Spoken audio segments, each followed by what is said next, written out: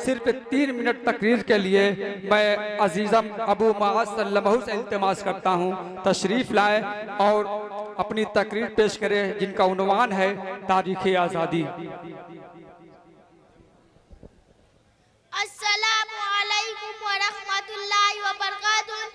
नहमदुहू व नुसल्ली अला रसूलिहिल करीम।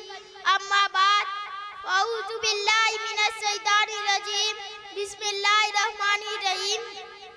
जना सदरे आली वकार, खुदाए वाहिद की गुलामी इख्तियार कर लेने के बाद इंसान दूसरी सारी गुलामियों से आजाद हो जाता है।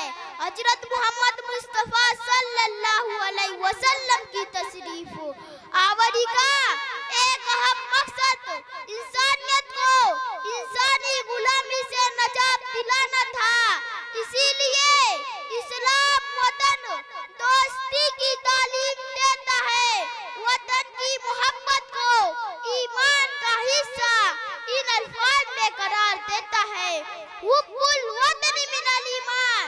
हिंदुस्तान की तारीख गवाह है, अपने वतन से मुसलमानों ने न सिर्फ जज्बाती मोहब्बत का इजहार किया, बल्कि अंग्रेजों की तसल्लुत से आजाद कराने में पेश रहे। इस मुल्क की आजादी के लिए जिन मुजाहिदों ने गोलियां खाई, जेल की सहुमतें बर्दाश्त की, मुस्कुराते हुए फांसी का फंदा गले में डाला, इन मुजाहिदीन आजादी में हिंदू मुस्लिम सब शरीक थे। मोहतरम सामईन किराम, हिंदुस्तान की आजादी में मुसलमानों की कुर्बानी का अरसा कमोबेश 3 सदियों तक रहा है। सन 1700 ईस्वी से नवाब सिराजुद्दौला ने अंग्रेजों के खिलाफ लड़ना शुरू कर दिया था। सन 1731 ईस्वी में शाह वलीउल्लाह मुहद्दिद देलवी रहमतुल्लाह अलैह ने अंग्रेजों की कायम करदा निजाम की हथियार बिखेरनी शुरू कर दी थी।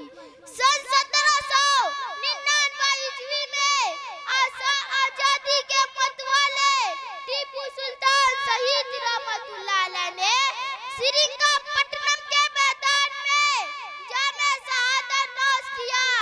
उनकी लाश को देखकर ख्वाजा अंग्रेज ने ये ऐलान किया कि आज से हिंदुस्तान हमारा है। अंग्रेज को टीपू सुल्तान शहीद रहमतुल्लाह अलैह से इतना ज्यादा खौफ था कि उनके लाश के करीब भी नहीं जाते थे। शायर कहता है, अगला काती थी मर गया टीपू, अगला काती थी मर गया टीपू, खौफ कहता था जान है प्यारे। सन 1830 ईस्वी में ईस्ट इंडिया कंपनी की तरफ से हुक्म जारी रहा कि तमाम मौलवियों को तख्त-ए-तार पर चढ़ा दिया जाए। चुनांचे पूरे मुल्क में कत्लो गारतगिरी का सिलसिला जारी रहा। 2 लाख मुसलमान शहीद हुए। सन 1861 ईस्वी में अम्बाला और माल्टा के अंदर संगीन मुकदमे चलाए गए, जिनमें से नामजद तमाम मुसलमानों को फांसी दे दी गई या सारी उम्र के लिए काला पानी भेज दिया गया। बरतानवी साम्राज्य को जड़ से उखाड़ फेंकने के लिए अंदरूनी मुल्क बैरूनी मुल्क हमले का प्रोग्राम बनाया गया। इसी जिम्न में रेशमी रूमाल की तारीख चलाई गई, जिसमें बड़े बड़े उलमा सियाद-ए-कादिर शरीक हुए। हजरत मौलाना हुसैन अहमद मदनी रहमतुल्लाह अलैह ने कराची के इजलास से खिताब करते हुए फरमाया था, या तो हिंदुस्तान की आजाद होगी सरजमी, या तो हिंदुस्तान की आजाद होगी सरजमी, देनी होगी मुझे इंग्लैंड में तो कचमी। वतन आवाज देता है, वतन की शान बन जाओ, वतन आवाज देता है, वतन की शान बन जाओ। उठो उठकर नहीं तारीख व मा अलैना इल्लल बलाग।